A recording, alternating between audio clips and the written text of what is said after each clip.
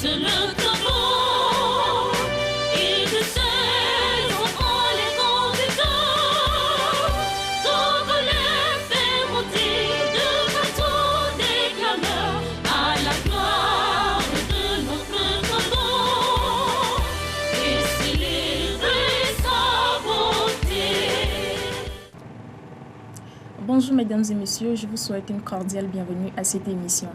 Les Champions, c'est aussi un canal de sensibilisation pour les populations en matière de VIH-Sida et de cette sensibilisation ressortent les questions qui permettent d'examiner les candidats à cette compétition. Aujourd'hui, l'honneur m'échoit de recevoir une auguste personnalité. Elle est directeur pays ONU-Sida au Togo. J'ai l'honneur de vous présenter Dr Christian Mouala. J'espère que je n'ai pas écorché le nom. Non, c'est très bien. Soyez la bienvenue. Merci beaucoup. Et comment vous portez-vous? Moi, ma foi, ça va très bien, merci. Et je vous remercie aussi. Et dites-nous concrètement, qu'est-ce que l'ONU-Sida? Alors, en tout cas, je voudrais d'abord m'acquitter d'un devoir, donc de vous remercier pour l'opportunité que vous nous donnez de parler de mon institution. L'ONU-Sida, c'est le programme commun des Nations Unies pour la lutte contre le VIH-Sida. En fait, programme commun, pourquoi? Parce que dans l'ONU-Sida, il y a l'ensemble des agents du système des Nations Unies qui, selon leur avantage comparatif, ont un rôle spécifique. À titre d'exemple, il y a par exemple le PNUD qui s'occupera des questions de développement, des questions de genre et de droits humains. On a par exemple l'UNFPA qui s'occupera des questions de santé de reproduction, mais aussi des populations. On aura l'UNICEF qui va s'occuper des questions de l'enfance, l'OMS qui va s'occuper des questions normatives et des orientations, la Banque mondiale qui est aussi un de nos co-sponsors qui va s'occuper des questions de planification stratégique ainsi que des questions de mobilisation de ressources, le HCR des questions des populations déplacées et réfugiés avec le VIH, l'UNESCO qui va s'occuper des questions d'éducation et du VIH, le Bureau international du travail, le BIT, qui va s'occuper du VIH et le milieu du travail, pour ne citer que cela. Mais en dehors de ces co-sponsors, on a également des autres agences ou des programmes des Nations Unies avec lesquels on collabore, où on a des mémorandums d'entente, par exemple la FAO, par exemple l'OCHA qui s'occupe des questions humanitaires. Oui, c'est un ensemble d'institutions pour couper court. Et dites-moi aujourd'hui, comment est-ce que l'ONU-Sida se porte? Alors, l'ONU-Sida est créé en 1995, donc on est à 20 ans. Donc ça paraît à la fois jeune, mais c'est aussi un temps quand même d'expérience pour une institution. Et donc, si vous avez suivi l'actualité, c'est que en mi-juillet, lors de la conférence d'Addis Abeba sur les objectifs du développement durable, le secrétaire général des Nations Unies, M. Ban Ki-moon, avait annoncé qu'on avait atteint l'objectif de 15 millions de personnes. On va revenir là-dessus. Non, c'est important pour vous dire, parce que la santé pour nous, l'ONU-Sida, comment une institution se porte, c'est pas en termes, mais c'est en termes de résultats. Voilà. Donc, on avait annoncé 15 millions de personnes à mettre sous traitement d'ici 2015. Avant la date butoir, on a atteint l'objectif. Donc, ça veut dire que l'institution se porte bien. Très bien, Dieu merci. Dites-nous, quel a été l'objectif de la création de cette institution? Alors, au départ de l'infection à VIH, il y avait eu quand même un mouvement global, un peu de désarroi à cause de l'impact de cette maladie à tous les niveaux. Et donc le système des Nations Unies a trouvé bon de mettre en place un programme commun qui puisse prendre en charge cette question. Et comme je disais tout à l'heure, à partir des valeurs ajoutées de chaque institution, qui puisse avoir un secrétariat, qui puisse donc coordonner toutes ces activités avec des volets à la fois de mobilisation de ressources, d'orientation stratégique et également de planification. Voilà. On parle aussi souvent d'agences coparrainantes en évoquant votre institution. Qu'est-ce que c'est? Quelles sont ces agences-là? Alors, merci beaucoup. C'est en fait ce que j'ai peut-être dit un peu en amont. C'est qu'en fait, il y a les agences coparraines que j'ai citées tantôt, Oui. qui ont toutes un rôle euh, de lutte contre le VIH, et donc et ce sont ces coparraines qui ont poussé à la création de l'ONU-SIDA, et en donnant à ce moment-là l'ONU-SIDA un rôle de secrétariat, qui va faire la coordination, la planification, le plaidoyer et la mobilisation de ressources. En fait, c'est ça les agences coparraines dont je venais de citer tantôt. Et d'accord, en quelle année votre institution a été créée au Togo et qui furent vos prédécesseurs? Alors l'ONU-SIDA, de manière générale, au Togo a été déjà, donc si on revient un peu sur l'histoire, l'ONU-SIDA même c'est en 1995 au niveau mondial, et au Togo c'est en 1999. Et la première, à l'époque on parlait des coordonnatrices pays, donc les UCC, UN Country Coordinator, les coordinatrices pays de l'ONU-SIDA, et c'était Madame Chaka Yamina, qui aujourd'hui a la chance d'être la directrice régionale de l'Afrique du Nord pour l'ONU-SIDA. Et après elle, il y a eu le docteur Emmanuel Niaoré, qui est maintenant a un statut de consultant indépendant, international.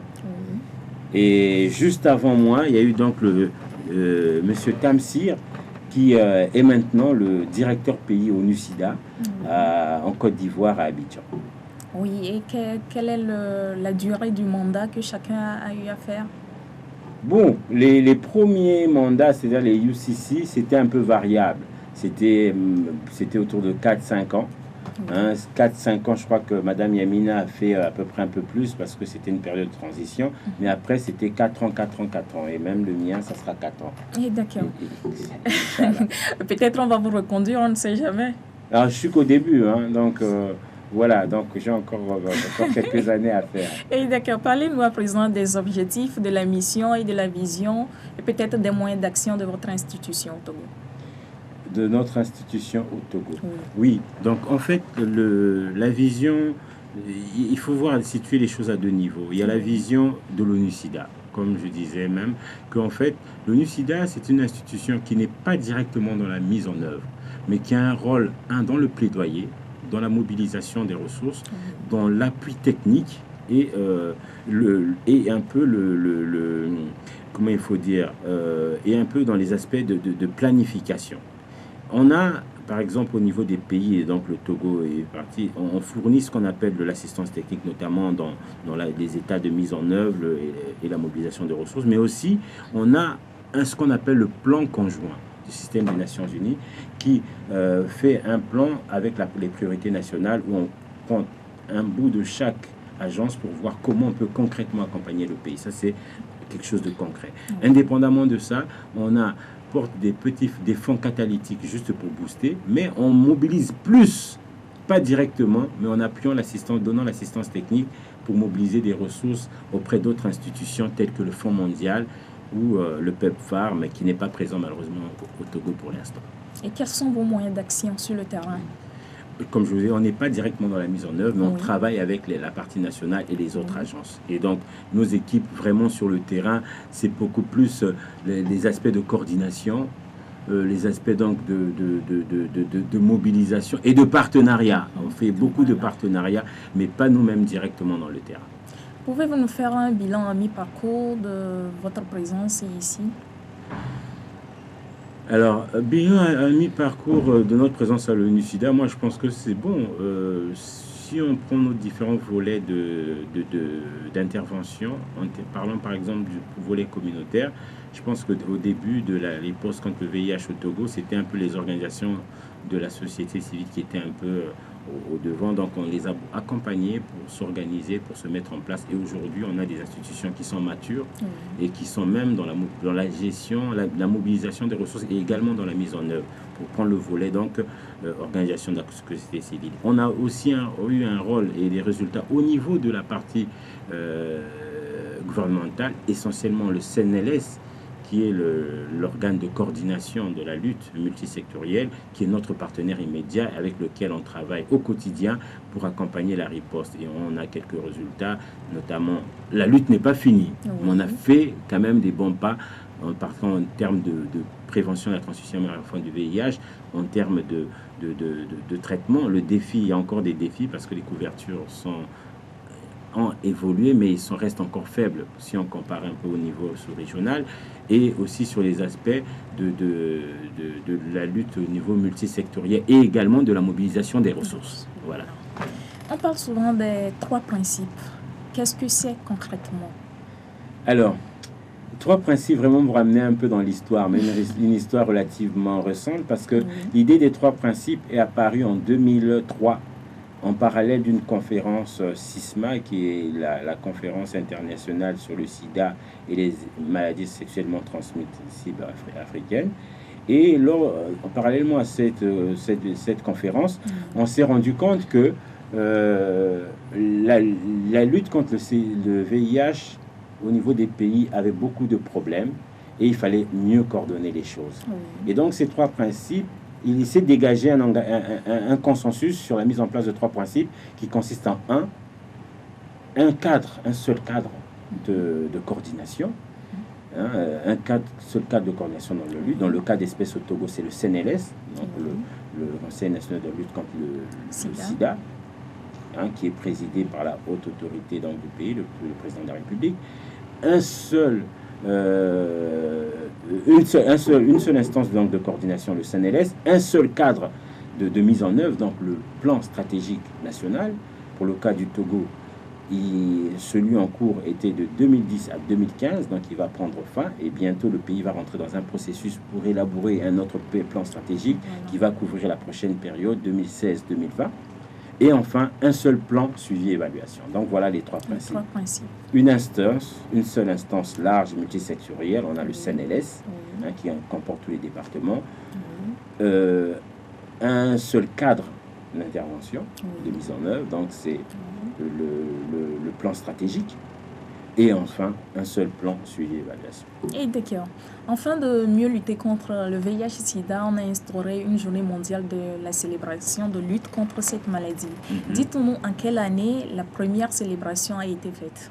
Alors, le NISIDA a été créé le 1er décembre 2015. Donc, c'est un peu, premièrement, une date d'anniversaire pour se rappeler de la création. Mais en dehors de l'aspect affectif, il y a un côté quand même de rappel de la mobilisation pour dire que la lutte est encore là, que l'enjeu est encore là. Il faut que tout le monde se mobilise et que tout le monde soit impliqué pour qu'on puisse avoir des meilleurs résultats. Et donc la première CS c'était donc 2015, c'était donc l'année d'après et jusqu'aujourd'hui. Donc à peu près une vingtaine d'années déjà qu'on célèbre tous les ans. La journée mondiale de lutte contre le VIH. Et parfois, on a comme l'impression qu'il y a une monotonie au niveau de la célébration par rapport au thème et à la manière dont la célébration est faite. Alors, c'est monotonie, non, parce qu'il y a 2 volets. Il y a le volet, bien sûr, se rappeler que la maladie est là, mais on se rappelle aussi des différents acteurs qui nous ont quittés, qui étaient les pionniers dans la lutte. Et puis, on se rappelle aussi du fait qu'il faut faire face aux défis en cours. Mais on a l'impression que la monotonie, c'est que peut-être depuis les 3 dernières années, on avait dit qu'on conservait qu'un seul thème. Ça veut dire 0 nouvelles infections, 0 décès, 0 discrimination. C'est pour ça qu'on peut penser qu'il y a une monotonie, mais en réalité, ça c'était le thème global, mais chaque pays avait la lassitude, en plus d'ajouter, de contextualiser cela en ajoutant quelque chose en plus. Mais il n'y a pas de monotonie parce que vous allez voir qu'en fonction de l'évolution, actuellement, on est dans la vision, après la stratégie de 2010-2015 qui va finir bientôt, on a développé ce qu'on appelle l'approche accélérée.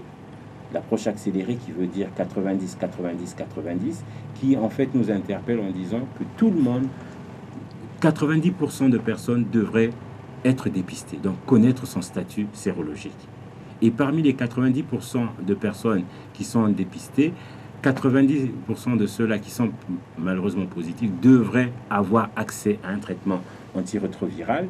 Et parmi ces 90% de personnes qui ont un traitement antirétroviral, 90% de ces personnes devraient avoir une charge virale indétectable. Parce qu'aujourd'hui, le succès du traitement antirétroviral, ce n'est pas d'avoir le médicament, mais que la charge virale soit ramenée à son plus faible niveau et soit donc indétectable. Donc voilà un peu la nouvelle vision, et je vous laisserai volontiers donc ce document qui donne un peu les orientations de cette cible ambitieuse qui nous permettra, si les pays arrivent à le mettre en œuvre, en 2020, on pourrait avoir donc un bon résultat, et peut-être qu'en 2030, on pourrait espérer donc avoir la fin, 2030, la fin du sida. Pourquoi ne pas focaliser déjà sur 100% au lieu de le faire à 90%? Alors, vous savez que il faut se fixer des cibles ambitieuses mais réalistes. Hein, parce qu'on est vraiment dans le concret. Quand on parle de 90%, ce sont des humains, ce n'est pas des statistiques comme ça, ce sont des gens. Et vous savez que en matière juste un exemple, en matière de dépistage ou de traitement antirétroviral, vous pouvez avoir les traitements, vous pouvez avoir les trucs, mais si l'environnement n'est pas favorable, les gens ne pourront pas aller se faire tester. C'est pour ça que dans la stratégie d'avant, qui continue d'ailleurs, on parlait de 0 nouvelle infection, 0 décès et 0 discrimination. Parce que si quelqu'un sait que dans la structure de soins où il va aller, il n'y aura pas de confidentialité, où il sera discriminé, la personne n'ira jamais aller se faire soigner. Alors si nous maintenant on dit une stratégie, connaissant toutes ces réalités, 100%, ça sera pour nous faire plaisir. L'objectif, c'est de sauver des vies humaines, mais ce n'est pas de se faire plaisir. Et donc, objectif ambitieux, mais réaliste. Docteur, dites-moi aujourd'hui, est-ce que les mentalités ont évolué par rapport à l'attitude délibérée d'aller se faire dépister, ou il faut toujours il faut attaquer pour que les populations se manifestent? Alors, la population, la mentalité a beaucoup évolué, mais maintenant on a l'impression que ça stagne un peu.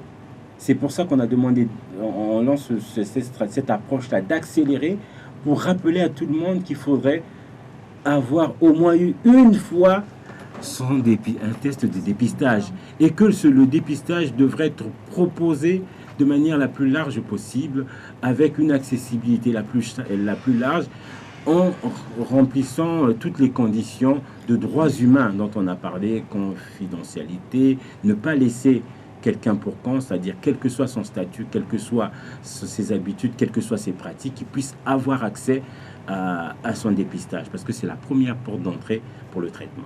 Voilà. Et quelle énième édition de la célébration de la Journée mondiale du VIH/SIDA avez-vous célébré l'année passée, et quel a été le thème? Alors, je vous ai dit que l'année passée, c'était toujours le thème, bon, c'était la 19e édition, mais c'était le thème sur les 3 zéros, objectif 0, donc 0 nouvelle infection, 0 décès, 0 discrimination. Et en ce qui concerne le Togo, c'était à cela, on avait focalisé, on avait mis l'action sur la discrimination, sur le 0 discrimination. Quel rapport existe-t-il entre l'ONU-SIDA et le Fonds mondial de lutte contre le sida, la tuberculose et le paludisme? Alors, ça, c'est une bonne question, parce que ça rejoint le premier rôle de l'ONU-SIDA, quand je vous ai dit. On a un rôle au niveau global, c'est-à-dire au niveau mondial, qu'on retrouve aussi au niveau pays et régional, c'est de la mobilisation des ressources et du partenariat. À la création du Fonds mondial, donc en 2008, l'idée, c'était d'abord Fonds mondial pour lutte contre le sida, parce qu'on avait besoin de l'argent pour le sida, et donc l'ONU-SIDA était pionnier dans la création de l'ONU-SIDA. Et jusqu'aujourd'hui, du Fonds mondial, jusqu'aujourd'hui, on a un représentant au board, donc le conseil d'administration du Fonds mondial. Simplement, ça c'est en termes d'histoire et de création. Et aujourd'hui, on a un partenariat qu'on appelle un mémorandum d'entente avec le Fonds mondial.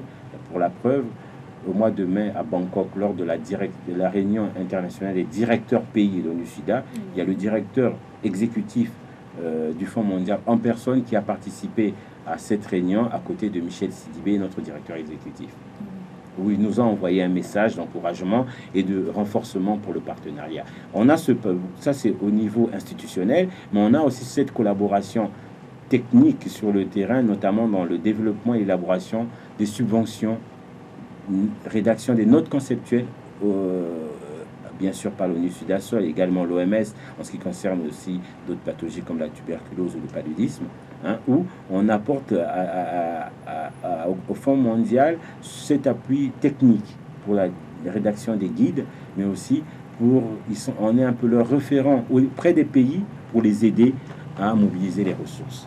Dites-moi, est-ce qu'il arrive parfois qu'il y ait des interférences au niveau de toutes ces institutions? Bon, on sait que de manière générale, non.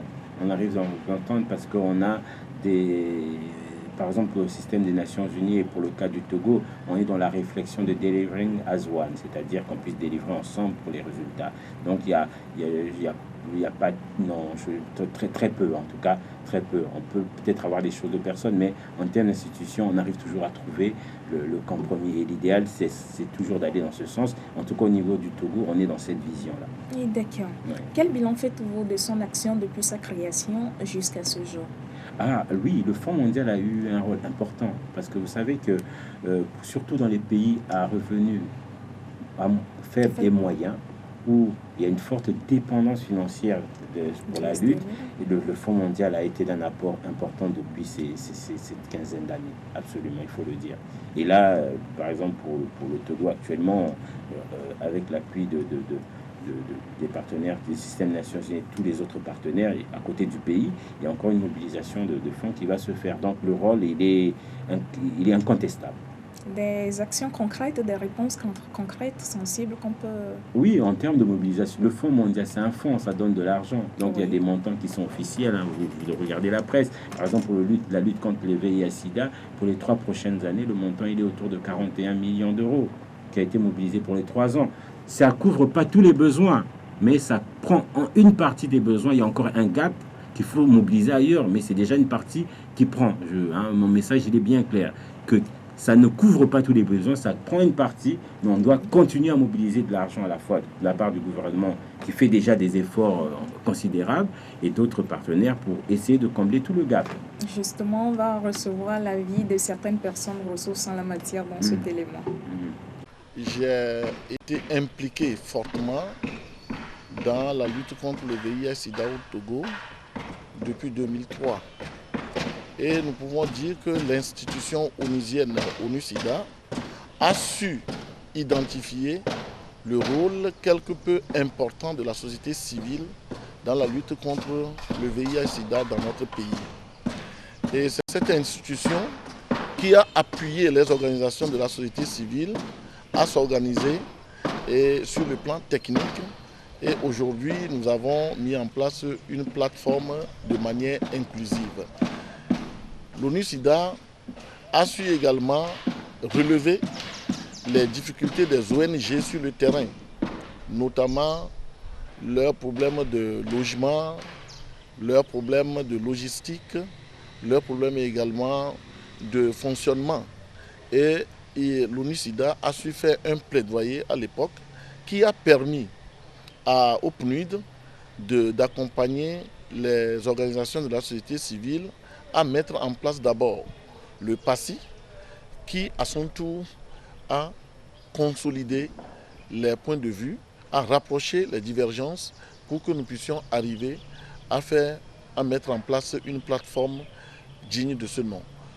Aujourd'hui, force est de constater que l'action de cette institution n'est plus tellement visible et qu'il faut encore que cette institution s'implique de plus en plus dans la lutte contre le VIH dans notre pays pour que nous puissions arriver à ce pari d'éradiquer le VIH. Depuis son implantation au Togo et derrière la société civile, soutient la société civile. Et si je prends par exemple pour Asie Togo, lors de l'élaboration de notre manuel de procédure, l'ONU-SIDA était là justement pour nous appuyer, nous donner des idées, des orientations pour mieux travailler, mieux rentrer vraiment dans la logique de la riposte contre le sida. Et je pense que notre vœu aujourd'hui, c'est un plaidoyer même, je dirais, c'est continuer à demander à ONU-SIDA de nous assister, de nous coacher justement dans la lutte contre le VIH et le sida. Nous avons eu à travailler avec l'ONU-SIDA. Nous l'avons vu depuis le temps, avec le temps de Mme Grunitzky jusqu'au temps du Dr Nioré. Et nous avons senti vraiment la présence de l'ONU-SIDA aux côtés de la société civile. Parce que moi, j'ai vraiment même personnellement bénéficié de certains renforcements de capacité à travers l'ONU-SIDA. Mais aujourd'hui, apparemment, je ne sens plus l'accompagnement de l'ONU-SIDA. Donc il faut dire que la société civile est déjà mature pour que cet accompagnement soit reconverti d'une autre manière. Moi personnellement, je ne vois pas. La l'ONU-SIDA continue présentement par appuyer, peut-être faire de la plateforme un bénéficiaire secondaire bien sûr, mais les structures individuellement aussi ont leur rôle à jouer. Nous pouvons dire aussi qu'il y a beaucoup de chantiers qui restent non entamés en termes d'appui surtout pour la prise en charge des OEV et aussi l'accompagnement des structures associatives en termes de fonctionnement et d'appui pour le renforcement de capacités. Donc nous lançons un appel à cet organisme de pouvoir nous aider davantage dans ce domaine-là pour que nous puissions être à même d'offrir des soins de qualité à nos bénéficiaires. L'ONU-SIDA contribue beaucoup au niveau de la plateforme. D'abord par rapport au coaching que le personnel de la direction nationale de l'ONU-SIDA apporte à nos activités au niveau de la plateforme pour aider les membres du secrétariat technique à pouvoir accomplir avec efficacité le travail qu'on leur demande de faire dans le cadre de la planification, la programmation de la lutte contre le VIH, mais également par rapport à un appui financier sous la forme technique et financière, je dirais comme ça, sous la forme de la mise à disposition de la plateforme de consultants pour nous aider à élaborer des documents dans le cadre de nos activités de gestion. La dernière en date a été l'appui pour l'élaboration de la solution que nous avons pu faire dans le cadre de la lutte conceptuelle 2015-2017 du Fonds mondial VIH, tuberculose et malaria. Et ça nous a permis donc de pouvoir déposer à temps, nous aussi, notre proposition technique et financière. Et à l'issue de la sélection, nous avons pu bénéficier de notre sélection, de cette sélection-là comme bénéficiaire secondaire. Aujourd'hui, grâce à cela, la plateforme va conduire, je dois dire ça comme ça, le volet communautaire adressé surtout par rapport aux populations clés. De l'autre côté également, dans le cadre de ces populations clés, le LUSIDA travaille beaucoup avec la plateforme pour l'observatoire, qui d'abord était pour le PEVH, cet observatoire pour la défense des droits de PEVH, que nous avons aujourd'hui élargi aux populations clés, qui devient aujourd'hui un observatoire des droits humains dans le cadre du VIH. Et c'est grâce également à l'UNICIDA que nous avons réussi à travailler et à redéfinir tout le contour nécessaire par rapport à cet observatoire. Et aujourd'hui, un consultant même est en train d'être recruté pour pouvoir élaborer les termes de formation, le curriculum, tout cela pour aider, former les volontaires qui vont renseigner l'observatoire. Quels sont vos rapports avec les OSC aujourd'hui? Les OSC. Alors, historiquement,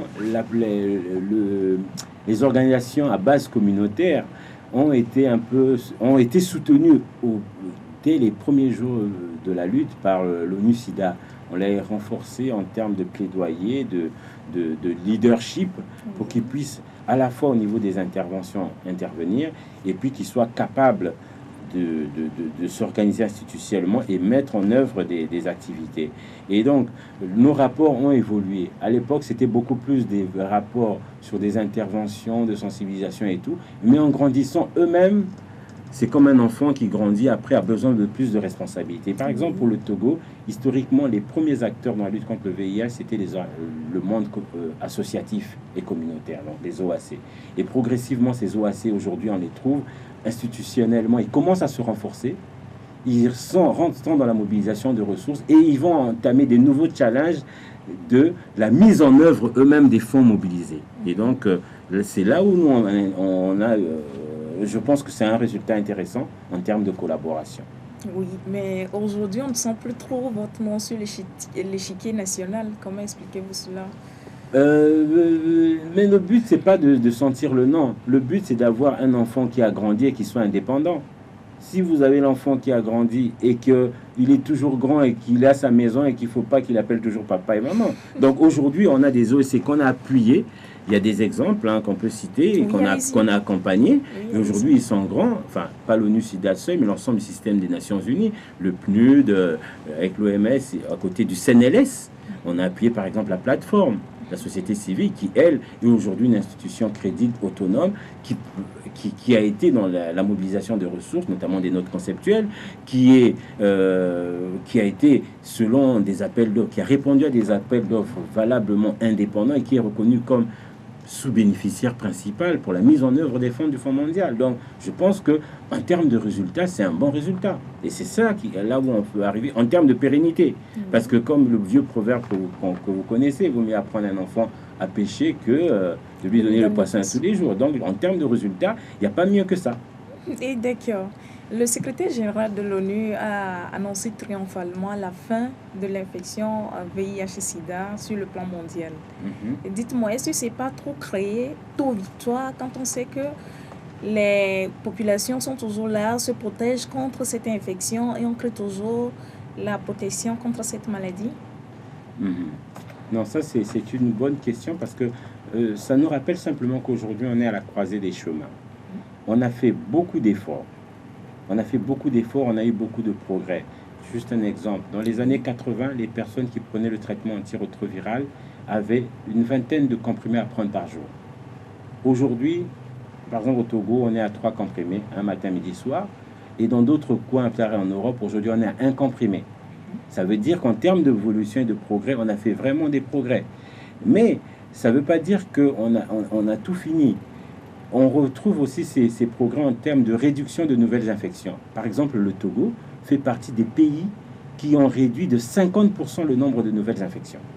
Et l'ONU-SIDA, par exemple, a travaillé avec le CNLS pour faire ce qu'on appelle le cadre d'investissement. C'est une étude qui permet de comptabiliser en termes d'argent combien rapporte au pays une infection évitée de VIH et un décès évité de VIH.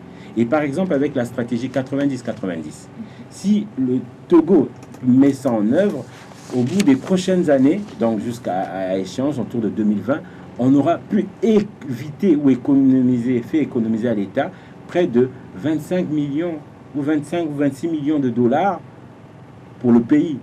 Ça, c'est quand même quelque chose. Mais maintenant, par rapport à la vision, c'est ce que je disais tout à l'heure, c'est qu'aujourd'hui, on a fait des progrès, on peut dire avec confiance que la tendance est renversée, mais si on baisse la garde, on risque d'avoir une flambée. Et donc, l'idéal, c'est de mettre en place cette stratégie-là de 90-90 d'ici 2020 pour que, au bout de en 2020, qu'on puisse, au lieu d'augmenter un peu le pourcentage, au lieu de mettre 90, ça sera 95. Et en 2030, on pourra dire la fin du VIH. C'est ambitieux, mais c'est réaliste. Ça veut dire simplement quoi? C'est pas que le sida n'existera plus. Ce sont les nouvelles infections qui vont disparaître. Mais comme vous le savez, le sida est une maladie chronique. Tous les gens qui vont continuer à avoir le traitement vivront normalement avec une qualité de vie correcte et pourront mourir d'une autre cause que le sida. Donc c'est ça la vision. D'accord. Mais d'aucuns se plaignent parfois de l'absence des ARV ou la rupture et aussi des réactifs. C'est vrai? Alors, malheureusement, c'est des problèmes qui arrivent dans les mécanismes de gestion. C'est pour ça que vous voyez qu'on parle beaucoup de renforcement du système de santé, bien sûr, et d'une part, pour voir comment on peut rendre ce système un peu performant en termes de renforcement des capacités des prestataires, parce que parfois, ça peut être des problèmes de quantification, renforcer le dispositif de distribution des médicaments, renforcer un peu ou alléger les procédures d'achat, de commande, etc. Donc, il y a des éléments au niveau du système qu'on peut aider à revoir pour faire ça. Mais ça, ce sont des défis réels qui existent pour améliorer cette quantification-là, qui est un problème réel. Parce que, je ne parle pas du Togo, mais dans d'autres endroits, il arrive que ici, il peut y avoir des médicaments qui périment, alors que dans l'autre coin, il y a une rupture. Donc tout ça, c'est des problèmes de gouvernance en termes de gestion et d'approvisionnement des médicaments auxquels il faut faire face et qu'il faut trouver des solutions rapides. Parce que si on veut atteindre ces objectifs de 90-90 pour que les gens soient dépistés, après avoir sensibilisé, il faudrait que le dépistage soit accessible et donc qu'il y ait des intrants. Et donc ça, c'est aussi un des défis sur lesquels donc nous personnellement le NUSIDA, mais aussi l'ensemble des partenaires avec l'OMS et les autres institutions, à côté du gouvernement, il faut qu'on fasse face pour trouver des solutions. Voilà, Dieu vous entende, effectivement, c'est pas volontaire, mais est-ce qu'il n'y a pas un risque qui est grand pour ceux qui sont déjà sous traitement lors de ces ruptures-là? Puisqu'il ne faut pas manquer la prise des produits apparemment. Malheureusement, le risque, il est réel, et puis il est de santé publique. Je veux dire simplement, le premier risque, c'est quoi? C'est que quelqu'un qui prend des antirétroviraux, a commencé à prendre des médicaments, des traitements antirétroviraux, doit le prendre continuellement. S'il n'est pas observant, c'est-à-dire qu'il prend mal son traitement ou bien pour X raison, il n'a pas son traitement, il y a des chances de développer ce qu'on appelle des résistances. Or, la résistance, c'est quoi? C'est que la souche actuelle qui circule était sensible aux médicaments qui étaient le coût efficace le moins cher. Mais quand vous créez des résistances comme pour les antibiotiques, on est obligé de passer à une molécule. La molécule actuelle ne va plus marcher, on est obligé de passer à une molécule plus chère, mais qui n'est pas accessible sur le marché. Et en termes de quantification et de budgétisation, on passe donc à une deuxième ligne, voire à une troisième ligne. Et c'est là que ça crée le problème de santé publique, parce que la personne va continuer à prendre après des traitements qui en fait n'ont aucun effet sur lui, parce que sa souche est résistante, et il lui faut un médicament plus efficace qui malheureusement n'a pas été planifié dans le cadre de la programmation du pays. Donc les ruptures de stock est un vrai dossier, c'est un vrai problème qu'il faut qu'on s'attaque avec ce premier risque qui est la création des résistances qui complique un peu cette problématique de santé publique. Oui, d'accord. Est-ce que ça dit qu'il y a un manque de sensibilité ou c'est la communication qui ne passe pas par rapport à ça? Puisque volontairement les gens décident de mettre un peu de pause dans la prise des médicaments. Est-ce qu'ils sont quand même informés qu'il y a ces risques-là qui les attendent? Il y a deux volets dans votre question. La première question, c'est au niveau de l'individu. Oui. Ça c'est ce qu'on va aborder today. Oui. Et la deuxième question, c'est quand on parlait de la rupture de stock qui est systémique, où il faudrait travailler au niveau du système Justement. De santé pour le renforcement. Ça, c'est ce qu'on a parlé. Parce qu'on devrait avoir un système, faire le mieux. Il n'y a peut-être pas de système parfait pour l'instant, mais faire le mieux, qu'il y ait moins de ruptures possibles, parce que sinon, on ne pourra jamais atteindre les objectifs. Donc, ça, c'est le volet renforcement du système de santé et système d'approvisionnement, avec tous les acteurs pour éviter les ruptures. Oui. Hein. Et maintenant, le deuxième volet, qui est individuel, c'est pris en compte par ce qu'on appelle l'éducation thérapeutique des patients, les aider par rapport à leur maladie dans le cadre d'une maladie chronique, mais aussi du soutien et de l'aide à l'observance. Et ça, en principe, dans la mise sous traitement antirétroviral, il y a toute une préparation déjà individuelle qui se fait. Et après, pour l'informer des risques, voilà, pas la complexité, mais l'accompagnement pour la prise de ces médicaments. Mais après, quand il soit déjà sous traitement antirétroviral, il devrait avoir également aussi un accompagnement ou une aide à l'observance thérapeutique. Voilà, ça c'est des dispositifs. Et dans ce volet-là, les OAC dont on a parlé, les organisations des organismes de la société civile ont un rôle aussi à jouer parce que ça peut, l'idée c'est que ça se passe bien sûr dans la structure de santé, mais après le suivi et l'aide à l'observance peut aller en dehors jusque dans la communauté. Parce que c'est là aussi que le patient vit au quotidien et fait face à des problèmes parfois de nutrition, des problèmes de stigmatisation et des problèmes parfois économiques pour lesquels X raisons il ne peut pas prendre ses médicaments. Donc, au niveau individuel, la réponse est un accompagnement par l'éducation thérapeutique avec l'aide à l'observance et le soutien communautaire. Et quelles mesures draconiennes vous prenez contre la stigmatisation aujourd'hui? Alors, c'est une bonne question parce que vous savez que quand on parlait des 3-0, on peut tout faire, avoir tout le dispositif pour nouvelles infections. on peut avoir les traitements, la biologie, les laboratoires pour faire toutes les choses. Mais s'il y a la stigmatisation et la discrimination, tout ça ne pourra pas marcher parce que les gens n'en pourront pas confiance, ils ne pourront pas aller, ils seront mis de côté, etc. Bien sûr. Donc, la mesure braconnienne, on a des stratégies avec lesquelles on travaille.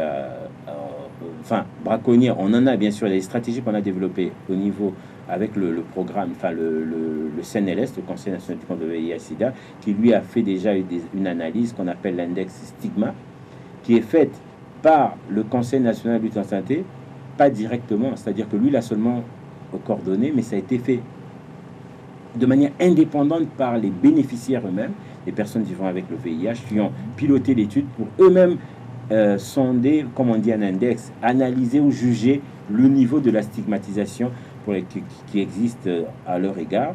Et donc, l'étape d'après, ça serait travailler sur comment prendre en compte les différents éléments. Et au-delà de ça, par exemple pour le Togo, il y a quelque chose de positif, c'est que vous savez que l'Assemblée, le pays a une loi protégeant les personnes vivant avec le VIH. Ça, c'est une mesure concrète qui permet qu'ils ne soient pas discriminés dans le milieu du travail ou dans d'autres X raisons.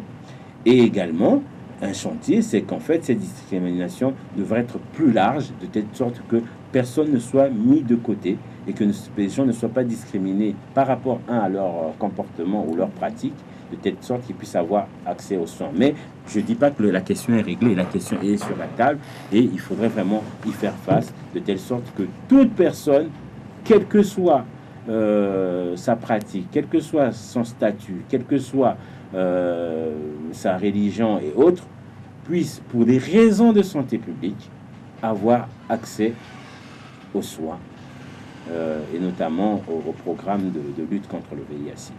Oui, d'accord. Dites-moi, président docteur, quel regard est-ce que vous portez sur le projet Champion? Alors, le projet Champion, moi je pense que c'est une bonne initiative parce que vous savez, comment on définit que la dynamique d'une épidémie à VIH, c'est quand les jeunes, l'infection de chez les jeunes est dynamique. Or, si votre projet Champion cible les jeunes en les sensibilisant, en leur posant des questions, en les informant, en les amenant à réfléchir, c'est une sorte de mobiliser un peu, ou bien de réveiller un peu, ou bien de redynamiser ou de dynamiser leur leadership et qu'ils puissent eux aussi s'approprier de cette lutte. Vous savez que si un jeune est infecté aujourd'hui, bien sûr on a les traitements, mais comme c'est une maladie à vie, ça veut dire que s'il a 15 ans, le reste de ses 70 ans qu'il va vivre, il sera toujours sous traitement. Donc plus on aura une intervention ciblée sur les jeunes, et encore une fois, il y a une prévention combinée qui tienne en compte les facteurs de l'environnement, les facteurs biomédicaux, c'est-à-dire le dépistage quand ils ont déjà un certain âge, mais aussi les éléments de mise à disposition de protection, donc le préservatif quand ils ont un certain âge. Vous vous rappelez quand même que l'âge de la première grossesse, selon dans la sous-région, est autour de 13-14 ans. Donc, c'est un fait qu'il faut prendre en compte dans la prévention. Donc, et là, le travail de sensibilisation et d'information devrait impliquer tout le monde, pas seulement l'école, la famille, le milieu familial et aussi l'environnement. Et donc, si les jeunes eux-mêmes sont impliqués déjà dans cette réflexion, à travers votre émission, je pense que c'est une bonne chose. Oui, d'accord.